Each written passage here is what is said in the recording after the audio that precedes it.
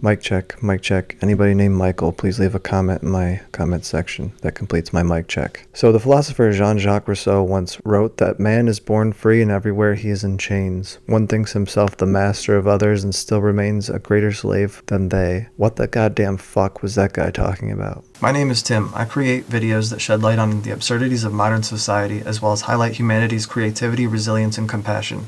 I believe we need to start publicly acknowledging that capitalism is doing more harm than good. It's important that we talk about sustainable and ethical alternatives, not on the sidelines, but in the mainstream. If you doubt that this will ever happen, I ask that you consider that your very doubt is a reflection of how insidiously controlling our system is. How healthy is it to be so resistant to change that you'd rather tolerate endless violence than even discuss it? This is a touchy subject and my style may not be for everyone.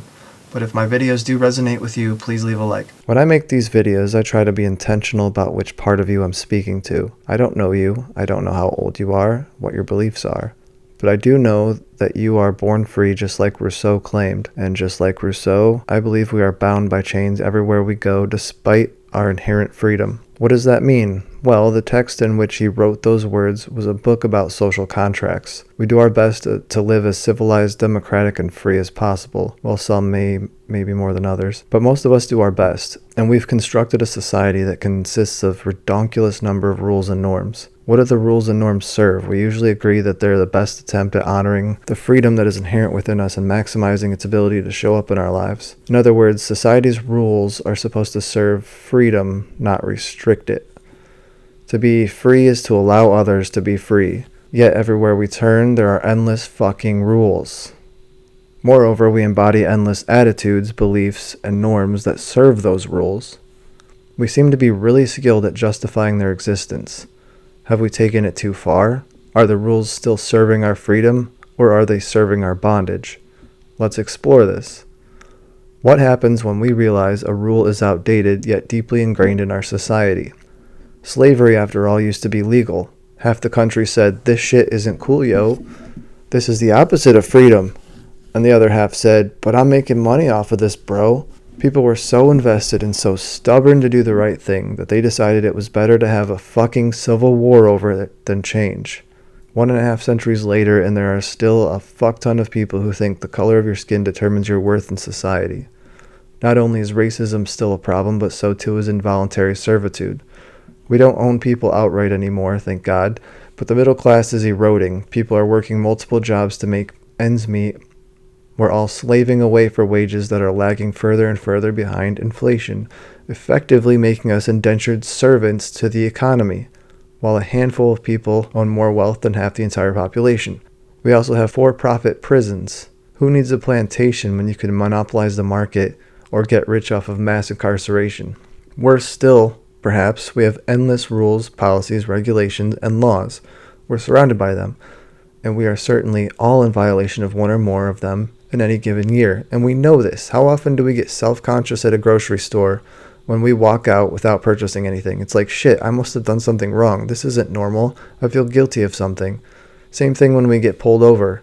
Act normal, Tim. Don't act suspicious. You have nothing to hide. Be cool.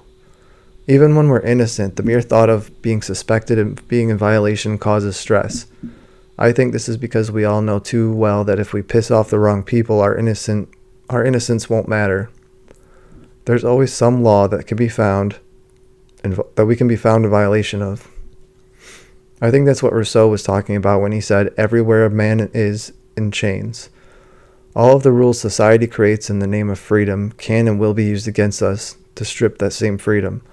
They act as chains that weigh us down, tethering us into compliancy. It's interesting, isn't it? We naturally want to be free. We're born free, but we think we need to control everyone else to make sure they're behaving freely. We feel like we need to control others in order to ensure freedom, otherwise they might control us. So we make sure they're compliant to rules that enforce behaviors that maximize freedom. And if they're not compliant, we strip their freedoms before they have a chance to maybe try to take away ours. One thinks himself the master of others and still remains a greater slave than they. Back to that quote. It's really hard to be free when you're constantly following or enforcing rules that prematurely restrict freedom in the name of freedom, out of fear of loss of freedom. We end up in this weird place of thinking we can control things that are inherently uncontrollable. Like love, you can't control freedom, only allow it. And if you're not allowing it, you're serving the opposite of it. Picture a power-hungry boss, a cranky judge, or a cop that decides to make an example out of someone. They'll use every excuse imaginable to justify their behavior, but we all know they're serving the rules or themselves more than they are freedom. And as we all know, you can't control the freedom in others, otherwise it wouldn't be freedom, right? You can only honor, allow, and serve it. In order to remain free, we have to serve freedom, not control it, lest we find ourselves shackled by the chains of the illusion of control. It may sound doomy and gloomy, but I don't think it takes much to avoid being bound by all the chains around us. It really just requires that we live from the place of inherent freedom as much as possible. Can we do that 24/7? Probably not. But the more we practice living freely, the easier it becomes. Not only that, but the more we recognize the freedom within, the easier it will be for others, for those around us to do the same. Nothing empowers and liberates like the free sharing of truth. Before I end this video, I want to say that even if we find ourselves in a society that is collapsing, pardon me for a second while I gesture at everything, even in these very challenging times, it's possible to remember that which we were born with and never lost. We are free and sovereign souls, and we always have been. We have the free will to create a society full of restrictions and control, or one that helps us get out of our own damn way. And like most of my videos, this is directly related to money. Why else do we allow endless rules that protect self-serving institutions, like for-profit prisons, at the expense of everyone else? Why else would we consider theft of property such a punishable offense?